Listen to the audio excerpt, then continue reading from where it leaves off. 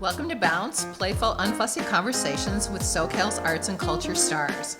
I'm your host, Susan Petrella, a lifelong arts and culture patron, advocate, and the rockstar consultant helping clients supercharge their businesses.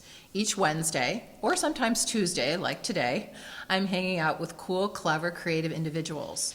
Today's guest is Carrie Sabine Wolf, a contemporary realist painter who loves to draw.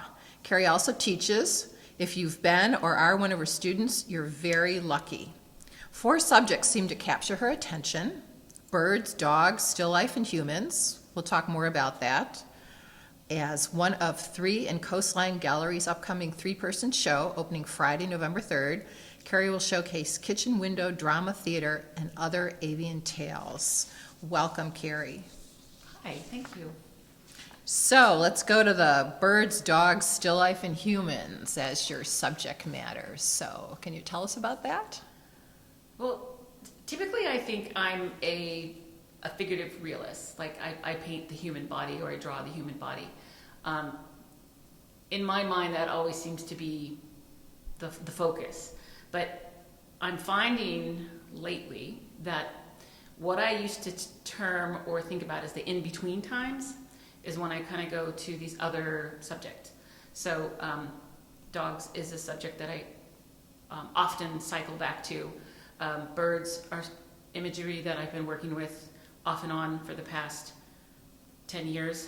And then still life is like always something that, you know, when I definitely am just wanting to like keep the skills up, keep things fresh, keep things warm, you know, I kind of throw something on the table in the studio. It doesn't matter what it is. It could be a can of White Claw. It could be a tangerine. It could, you know, it could be one of my dad's like really, you know, special kind of, you know, bird statues. But there's always those things that are in between. And then I'm starting to look at this broad scope of work that I've done and realize that the in-between is just as important as what I thought was the main work, was the human forms. Oh, interesting. So why did you think it was lesser than the human forms? Probably because in my art education and my experience that there's always this striving that your art has to mean something. It has to be important, it has to be significant. And so the imagery that I would create with the people, or you know, the dramas that I would create between relationships of subjects, that always seemed like that was a really important, you know, that must be important because it's people. And then the others are like, you know, oh, they're just more playful. Oh, you know, I can kind of relax when I'm doing those. I don't put as much emphasis on them. But that must be kind of freeing too, though. Completely. And then recently I was thinking, then why can't the others be as relaxing? Why can't the others be as freeing and fun? You know, why does it always have to mean something? Interesting. And so this freeing has led you during COVID to the work that's going to be shown in the 3-person show. So tell us about that. I mean, these wonderful bird paintings. Yeah. The drama. The drama theater. So I didn't start the birds the way I'm doing them right now until just this like past year. But I did, during COVID, I did put up bird feeders and bird baths. And, you know, because we weren't going out. So I thought, well, you know, these things are really interesting to see. And especially I live kind of on the edge, you know, between what's urban and really rural, and then, you know, just wild lands kind of stuff. So I'm on the edge of Orange County, on the opposite side of where we are now. And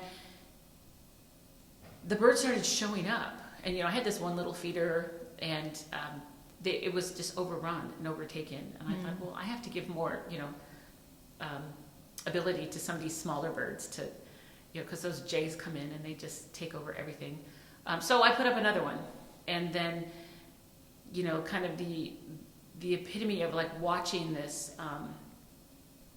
bird feeder is that there would be 6 dove, 5 finch.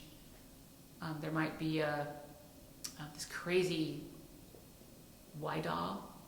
This I think it's called a whydaw. It's this bird from Africa. Ooh. That was actually imported to the Midwest, and because birds escape inevitably, it has migrated to California. Oh, like the snowy owl a while ago that was sitting on somebody's house. Yeah, yeah. So, just watching these relationships and watching this dynamics and just thinking, my gosh, that is a lot of work that they're doing out there. And it would be very mesmerizing. Like I'd be watching the dishes or something like that and just watching the birds come in.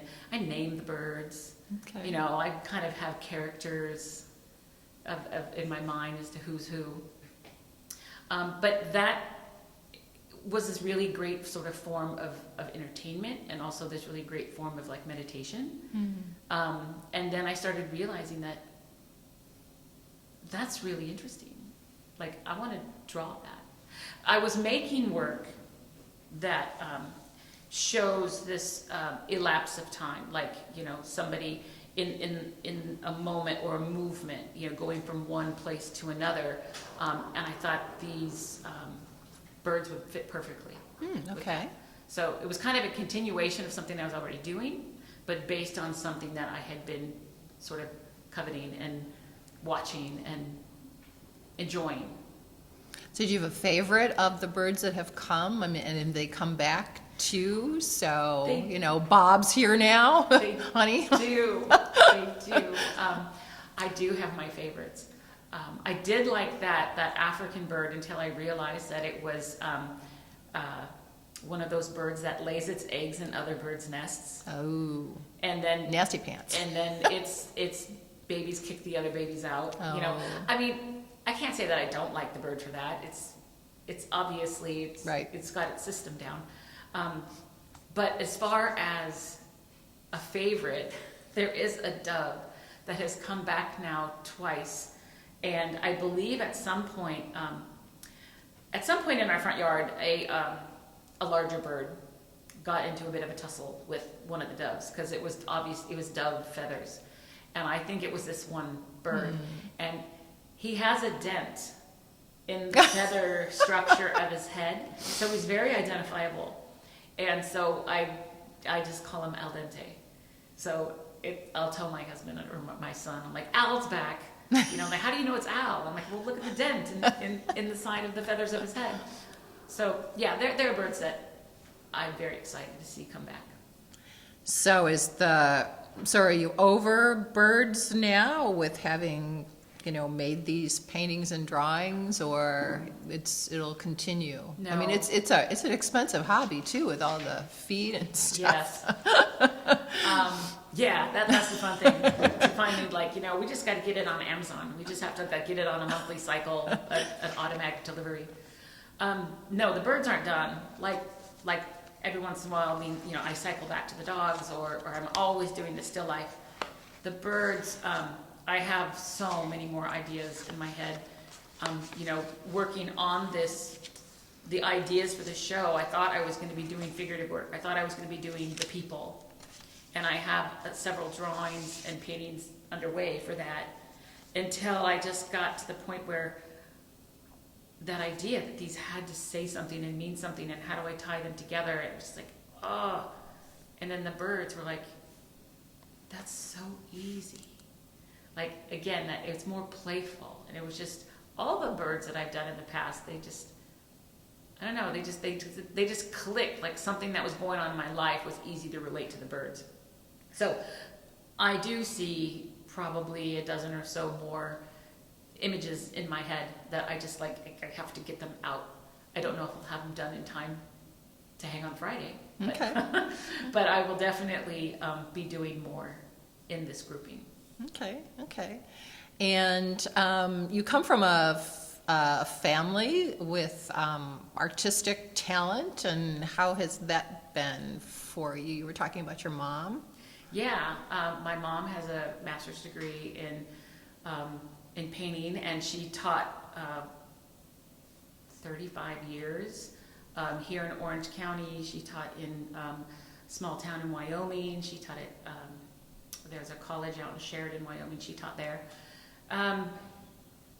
when I was going to school, my mom was teaching, so I would either at Cal State Fullerton, I'd come into her classes, or my friends would be taking classes from her. But that was always kind of a really great thing. There was always this like creativity in the house. My dad was also quite creative. My parents actually met in an art class, but he didn't go that route. He went the business route. But he's the kind of individual that if you were to say, hey, could you draw me a picture of the Statue of Liberty or something, then he could draw it with a ballpoint pen on a cocktail napkin perfectly, without having seen the Statue of Liberty in years, kind of thing. So he has this great memory for retaining information and drawing something and getting it exact. And then my mom has this very creative streak where she likes to explore mediums, and she loved working with the figure, but she also does sculpture. Sometimes they're figurative, sometimes they're abstract. And it was always kind of like a really nice environment. If you think about growing up, there's always ways in which you can compete with your parents. And so I found that little niche, because my brother and sister are also creative, but I was the one that followed the art as far as an education goes, and finding that little thing that kind of, I wasn't great at sports, and I wasn't the prettiest, and all that kind of stuff. So, but the art was the thing that, for me, got the attention. Would you do something together, you and your mom? Have you ever thought about that? We've done a couple shows where it might be a generational thing. Because we've taught at the same schools, we've done, we've been in shows at the same time. I don't know if, I would do something with her, but there is kind of a, this is mine, okay, and that is yours, and it's they're both great, but they could be separate but equal. Okay. So I don't know. To physically do something together, I don't know. We'll see what happens. Okay. Oh, that's a little thought I put into your head now. The next show or whatever. So I know teaching is a large part of what you do too. So how does that work, and how does one play into the other, or separate, or? They very much feed off of each other. I find that with being an artist, you have your down times and your productivity times. With having a family and raising kids and things like that, that's always in flux. My kids are much older now, so I have a lot more time. Except I am now. My mom does live with us, so there's a certain amount of care that gets shifted that way now. But as far as school and art, like I never feel like, oh, I'm not in the studio, or oh, I should be making something, because I'm being creative in the classroom. I'm just giving that creativity to somebody else, that sort of like spurring them on, encouraging them, and getting satisfaction from watching what they're doing, helping to generate something somewhere else.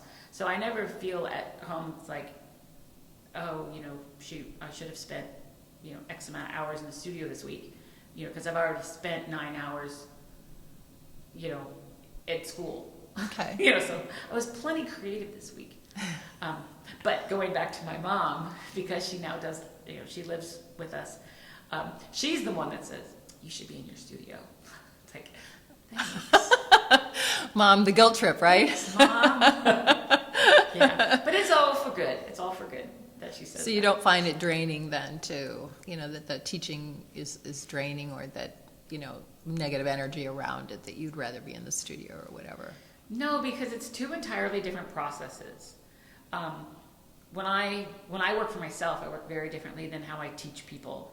I try to teach based on good practices, okay, to encourage success, with what they're doing.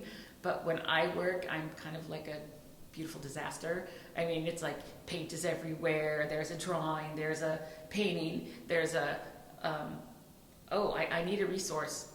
Shoot, I don't have an image of a left foot. Okay, I need to Google search that right now. Okay. And find whatever I can find. And then, so like piecemealing all these things together. And then out of all of that, something kind of cool and wonderful pops up. And it's like, oh, great, that one's done. Okay. Put that to the side. But no, I'm very much, when I teach, do as I say, not as I do Okay. kind of instructor. So when you're putting, say, the piece together and you've got a drawing and then you've got something else over here and it's like, oh my God, I need a image of a left foot. Is that all for one piece, or do you work on several pieces at a time? Several pieces at one time. Okay. And I get distracted, or I get I get this nervous energy as I'm working. It's like I'm not sure where this is going, and I don't want to ruin it. So I'm gonna just like put this aside, and I'm gonna work on this one for a little while, and then having that ability to kind of shift between two, and they might even be, one might be a bird and one might be a still life. Like I could throw a still life into the middle of a work session because I need a mental break. And so if I'm painting the birds and I have a specific idea that I'm trying to generate or trying to focus on, and it's not happening, instead of working till I ruin it, I'll just shift over and I'll paint a handful of M&Ms and just play with color and texture and just focus on nothing but like that muscle memory of painting. And then while you're doing that, it tends to like free up your mind to go, oh, hey, wait a minute. That's what I needed to do back there. Absolutely, yeah. And, what you said, when you were young and your mom was painting, tell me about that. I love that story about what you happened to do and all the years later. Well, growing up with a parent who was an artist and who was going to school and getting her master's degree, some part of the house was always a studio. And at this particular time, it was the dining room. And so growing up also at a particular time when it was very typical to be left at home. You know, mom's going to school, brother and sister at school, dad's working out of town, and I walked home from school and I'm home by myself. And so I would stare at her paintings, and I'd be like really intrigued, and I would look at all the paint across the dining. She covered the dining room table in plastic, and she put plastic over the oriental rugs on the floor. And I would just stare at all this stuff.